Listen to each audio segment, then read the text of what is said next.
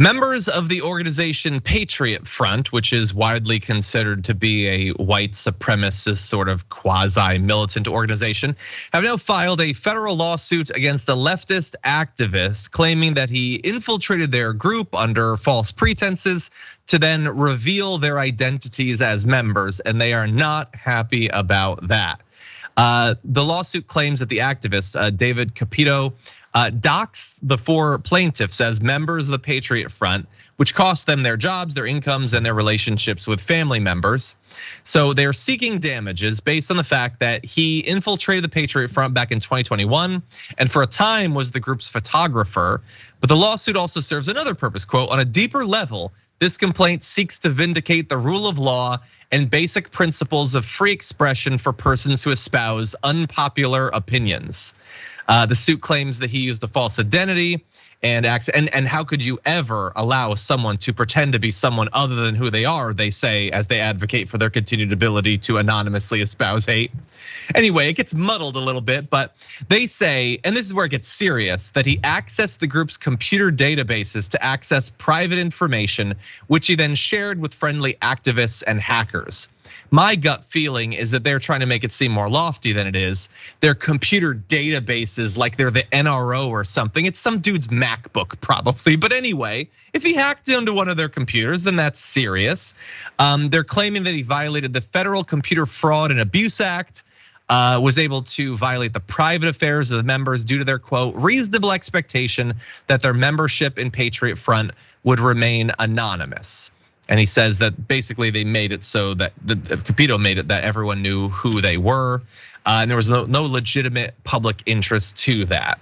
So I found this to be fascinating, A.B., because obviously not a fan of the Patriot Front, not a fan of people hiding behind anonymity to continue to advocate for horrendous, damaging things. But what do you make of this? Well, I guess on the one hand, my question is, did he access the records or did he have access to them, right? To the computers, because those are 2 different things, right? So let's be clear about that.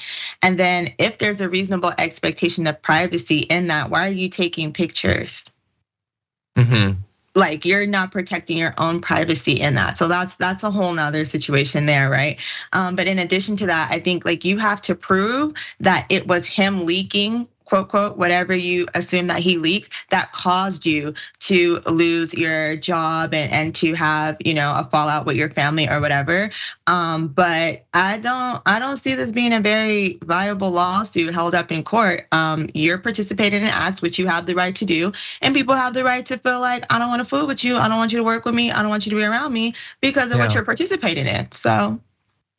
Yeah, it kind of feels like the thing that lost them their jobs were their horrendous antisocial views rather than, but obviously you wouldn't know about that if not for it.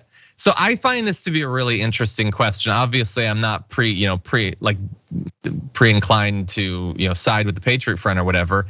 But I was curious, like, I've never seen a case like this where, like, do you have a reasonable expectation to be able to be a member of a group and have no one find out about it? And so I did diligent research. And by that I mean, I asked ChatGPT, but don't worry, I checked its work. And here's the fascinating thing. There was a case, I believe it was the NAACP versus Alabama, where the NAACP was arguing that they should not be forced to disclose their membership. And they were found to have the right to not disclose that. That they were apparently worried at that point that the members could be targeted or attacked or something like that. And so, precedent does not count for literally anything in America anymore. Let's be clear about that.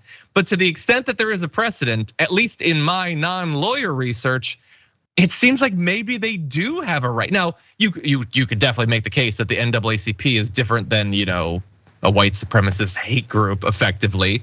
I think there are significant differences between the two. But yeah, I don't know. What do you think about that?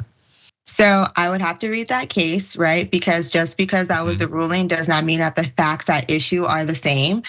which could make a very big difference in what's happening. Because in this case, you had someone who was considered a member at the time who gave out the information, right?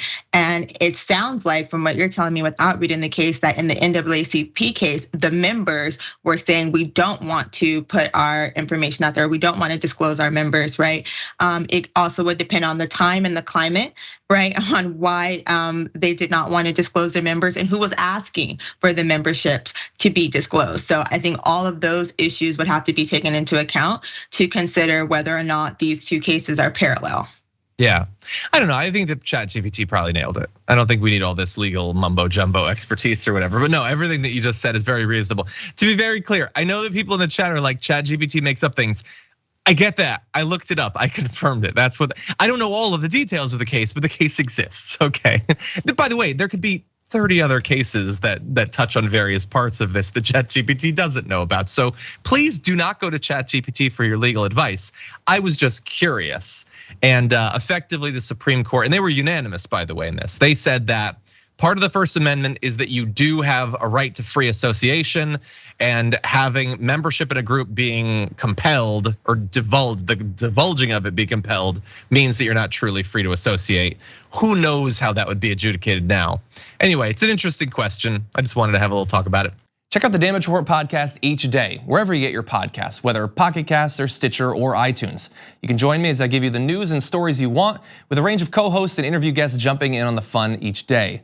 Again, that's the Damage Report, wherever you get your podcasts. And if you get them at iTunes, don't forget to rate and review. Sometimes I'll read them live on the show.